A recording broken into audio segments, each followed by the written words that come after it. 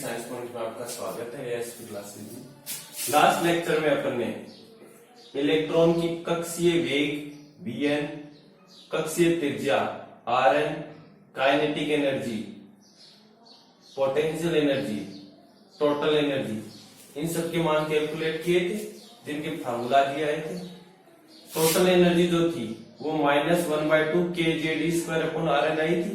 Rn की अगर ये वैल्यू पुट कर दे अपन तो टोटल एनर्जी की दो टर्म प्राप्त होती हैं। अगर k के रूप में लिखते हो तो ये टर्म, और विदाउट k के लिखते हो k की जगह 1/4πε0 पुट कर देते हो तो ये टर्म प्राप्त होती है।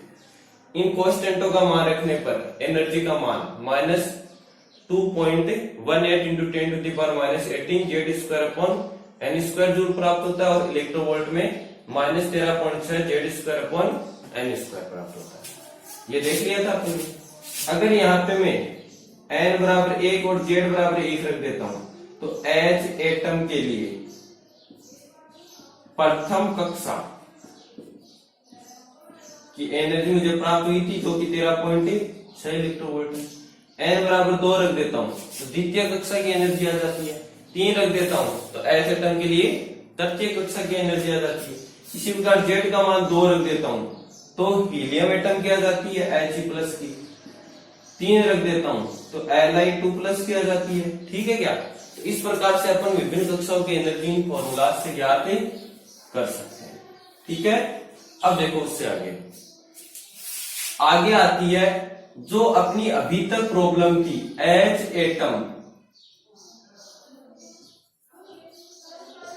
के कंटिन्यूअस यानी सतत स्पेक्ट्रम की व्याख्या।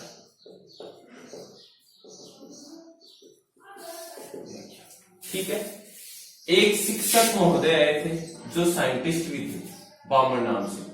उन्होंने कहा था कि H एटम के लिए कुछ तरंगदैर्ध्य इस फार्मूला से प्राप्त होती हैं। उन्होंने कहा था कि H एटम के लिए 10 से 76 में 4 तरंगदैर्ध्य प्राप्त होती हैं, और वो चारों तरंगदैर्ध्य इस फार्मूला से प्राप्त हो सकती हैं जब आप यहाँ पे n की वैल्यू क्रमशः 3, 4, 5 व 6 रखते हो। जहां पे R क्या था? रीडबर्ग नियतांक था जिसकी वैल्यू 109, 737 सेमी इनवर्स है। ठीक है, परंतु उसके पास इस फार्मूला का कोई वेरिफिकेशन नहीं था।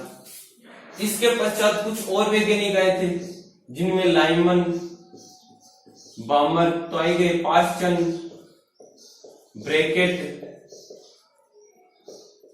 फुंड प्रमुख थे। इन्होंने इसके अलावा कुछ और तरंगदैर्ध्य दिए थे जिनका मान अत्यंत अलग था। जब इन सभी तरंगदैर्ध्यों को एक साथ किया गया तो हाइड्रोजन एटम का जो स्पेक्ट्रम था वो लगभग सतत प्राप्त हो रहा था, जिससे अपन ये कह सकते हैं कि हाइड्रोजन एटम का स्पेक्ट्रम जो है वो कैसा है? सतत है। इस सतत स्पेक्ट्रम की व्याख्या आपके नील्स बोर ने भी की थी। बोहर ने किस प्रकार की थी? देखो इधर। नील्स बोर ने कहा था कि आप मेरा तृतीय अभिग्रहित En2 - En1 = H पे विचार कीजिए। N1 और N2 क्या है? ये आपके पास कोई एक नाभिक है जिसके ऊर्जा स्तर है, मान लीजिए ये तो है उच्च ऊर्जा स्तर N2 और ये है निम्न ऊर्जा स्तर N1। कोई इलेक्ट्रॉन उच्च ऊर्जा स्तर से निम्न ऊर्जा स्तर में आ रहा है तो इस समय कुछ ऊर्जा मुक्त करेगा जिसके संगत एक तरंगदैर्ध्य भी होगा कि नहीं होगा? इस तरंगदैर्ध्य को उसने सूत्र से ज्ञात किया। उसने क्या कहा कि उच्च ऊर्जा स्तर En2 है, निम्न ऊर्जा स्तर En1 है। तो देखिए इधर En2 में इस फार्मूला का उपयोग करूं, देखिए एक ही एटम का है, जैसे यहाँ पे Z आवेश है तो Z ही रहना है। तो En2 को यहां से मैं क्या लिख सकता हूं? -2π² Z²e⁴ mk/n2² × h² लिख सकता हूं। -En1 को मैं यहां पे क्या लिख सकता हूं? -2π² Z² e⁴ mk/n1² h² लिख सकता हूं क्या? और ये मान किसके बराबर है? H के। किसके बराबर है? H के। ये लीजिए आपका h, माइनस माइनस से प्लस, कॉमन ले लीजिए जो चीजें कॉमन आ रही हैं, 2 पाई जेड स्क्वायर ई की पावर 4 एम के अपॉन एच स्क्वायर आ गया कॉमन, क्या बचा 1 अपॉन n1 का स्क्वायर माइनस 1 अपॉन n2 का स्क्वायर। एच म्यू की जगह में सी अपॉन लेमडा लिख सकता हूं, म्यू बराबर क्या होता है सी अपॉन लेमडा, वो पुट कर दिया है मैंने। तो यहां से मैं 1 अपॉन लेमडा एच सी को भाग में ले गया तो क्या लिख सकता हूं 1 अपॉन एच क्यूब सी, ऊपर 2 पाई स्क्वायर जेड स्क्वायर को एक साइड में रखो, ई की पावर 4 एम के into Z square into 1 upon n1 square minus 1 upon n2 square. ठीक है क्या? यदि जेड स्क्वायर को छोड़ दें तो ये बाकी की सारी राशि कांस्टेंट है, क्या है? और इस कांस्टेंट राशि का जब मान ज्ञात किया गया तो 109 737 सेमी इनवर्स या 1.0970 यही मान लो, 109 737 सेमी इनवर्स प्राप्त हुआ, जो कि किसके तुल्य था? रिडबर्ग के माने गए नियतांक के तुल्य। तो यहां से मैं क्या लिख सकता हूं 1 upon lambda equals to R Z square into 1 upon n1 square minus 1 upon n2 square. ठीक है क्या बात? अब अगर इस फार्मूले में मैं यदि जेड की जगह 1 पुट कर देता हूं, जेड की जगह 1 पुट कर देता हूं और n2 की जगह n1 की जगह 2 पुट कर देता हूं तो 1 upon lambda equals to r into 1 upon 2 का स्क्वायर माइनस 1 अपॉन n2 का स्क्वायर आ रहा है क्या? जो कि किसके तुल्य है? बामर के दिए गए फार्मूला के तुल्य है। तो यहां से उसने किसकी व्याख्या कर दी? बामर के सूत्र की व्याख्या कर दी। देखो देखिए डेरिवेशन में कहीं कोई दिक्कत है क्या? ठीक है।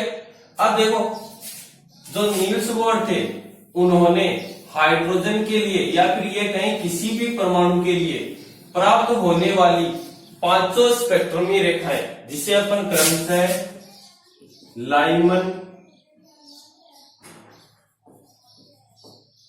बामर, पास्चन, ब्रैकेट और कुंड के नाम से जानते हैं की व्याख्या की थी। लाइमन श्रेणी क्या है? जैसे ये आपके पास कोई एक परमाणु है, यदि इसमें इलेक्ट्रॉन बाह्य कक्षा से n बराबर प्रथम कक्षा में आता है, यदि इलेक्ट्रॉन उत्तेजित ऊर्जा स्तर से n बराबर 1 कक्षा में आता है तो प्राप्त श्रेणी क्या कहलाती है? लाइमन श्रेणी कहलाती है।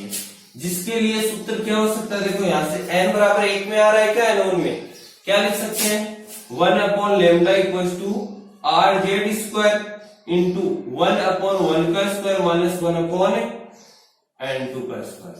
अब यहां से n2 के मान जैसे दूसरे से आ रहा है, तीसरे से आ रहा है, चौथे से आ रहा है, पांचवे से आ रहा है, उसके संगत अपने लिख सकते हैं।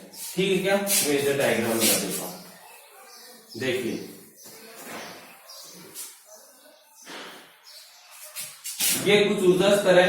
ये है आपका n बराबर 1, ये है आपका n बराबर 2, ये है आपका n बराबर 3, ये है आपका n बराबर 4, ये है आपका n बराबर 5। ठीक है, यानी कि अगर द्वितीय से प्रथम में आ रहा हो, तृतीय से प्रथम में आ रहा हो, चतुर्थ से प्रथम में आ रहा हो, पंचम से प्रथम में आ रहा हो, हर स्थिति में यदि अंतिम कक्षा n1 है तो श्रेणी क्या कहलाएगी? लाइमन। और अगर ये हाइड्रोजन है तो जेड का मान कितना हो जाएगा? 1 हो जाएगा। ठीक है क्या बात? जब जेड का मान 1 होता है उस स्थिति में 1 अपॉन लेमडा बराबर क्या आ जाता है? r into 1 minus 1 upon n2 का स्क्वायर आता है क्या? अब देखिए यदि अपन यहाँ पे n2 का मान अनंत रख दे, कितना रख दे? अनंत रख दे, तो n2 का अनंत रखा तो 1 बटे अनंत क्या हो गया? 0। तो 1 अपॉन लेमडा किसके इक्वल आया है? r के। तो लेमडा का मान क्या आया? 1/r, क्योंकि लगभग 212 एंगस्ट्रॉम के बराबर होता है। और ये न्यूनतम तरंग दैर्ध्य है किसके लिए? लाइमन श्रेणी के लिए। अब आप यहां से n2 का मान 2, 3, 4, 5, 6 रख के आगे के तरंग दैर्ध्य प्राप्त कर सकते हो। सही है क्या बात? दूसरा बामर क्या है? यदि इलेक्ट्रॉन उच्च ऊर्जा स्तर से प्रथम उत्तेजित ऊर्जा स्तर में आता है, किस में आता है? प्रथम उत्तेजित ऊर्जा स्तर में, यानी कि n1 बराबर कितना? 2, तो श्रेणी क्या कहलाती है? बामर। उस स्थिति में formula 1/λ equals to Rz², 1/4 minus 1/n2 का स्क्वायर। अब n2 के अलग अलग मान प्राप्त कीजिए, रखिए इस फार्मूले में और वैल्यू प्राप्त कीजिए। ठीक है, यदि किस में आए? तृतीय में आए। किस में आए? तृतीय में आए, तो क्या कहलाता है? कांस्टेंट, यानी n1 का मान कितना हो जाता है? 3। तो 1/λ इक्वल्स टू Rz², 1/3 का किया तो 9 माइनस 1/n2 का स्क्वायर।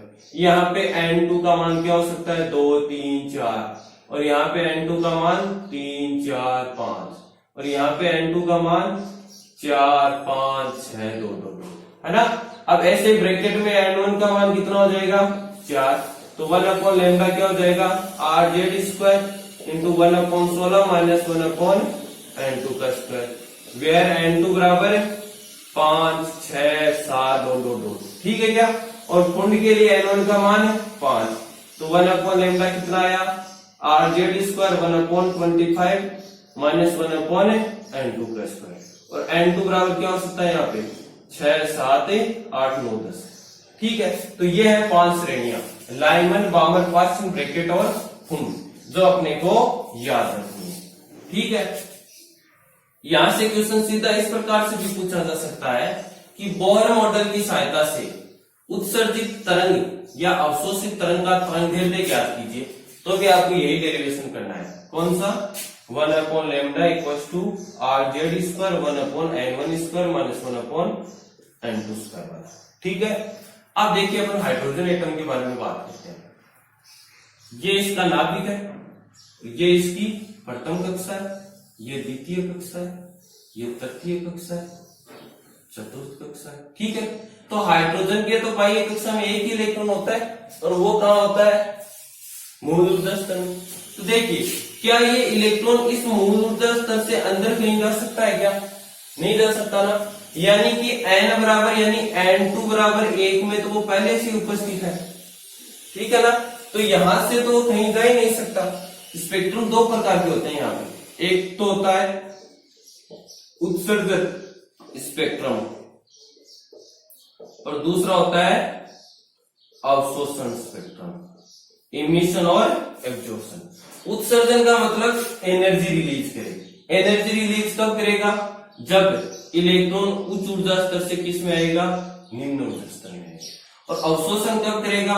जब इलेक्ट्रॉन निम्न ऊर्जा स्तर से किस में आए? उच्च ऊर्जा स्तर में, तभी एनर्जी चाहिए उसको। तो देखो, मैं बात कर रहा हूं उत्सर्जन स्पेक्ट्रम की।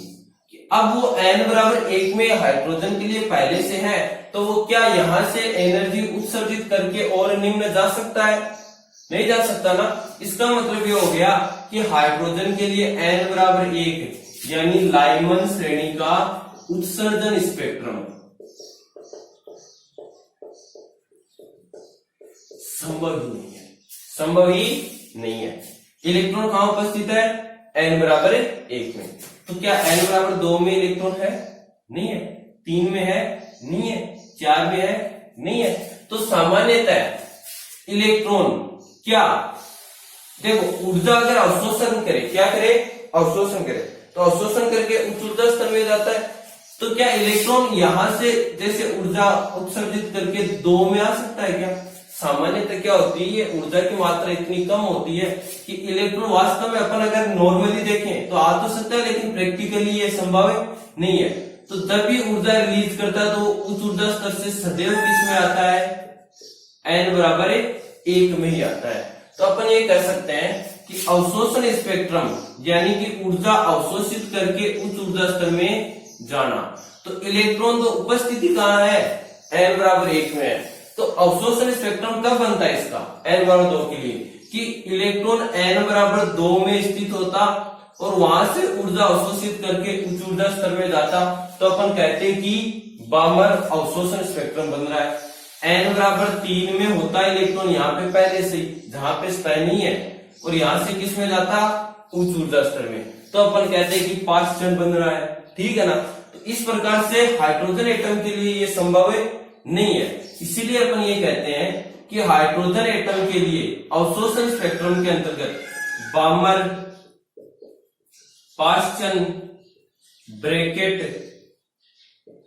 व कुंड श्रेणियां सामान्यतः प्राप्त नहीं होती हैं। इसका मतलब ये नहीं है कि प्राप्त नहीं होती है, लेकिन सामान्यतः प्राप्त नहीं होती है। यहाँ पे जब इलेक्ट्रॉन रुकता है तो वो लगभग 10⁻⁸ सेकंड समय के लिए ही मैक्सिमम रुकता है, जिसके लिए अपन ये प्राप्त नहीं कर पाते। ठीक है, आगे की चर्चा उत्तेजन ऊर्जा वगैरह, उत्तेजन विभव, बोहर मॉडल की कमियां, ये अपन नेक्स्ट लेक्चर में बातें करेंगे। ठीक है, थैंक यू।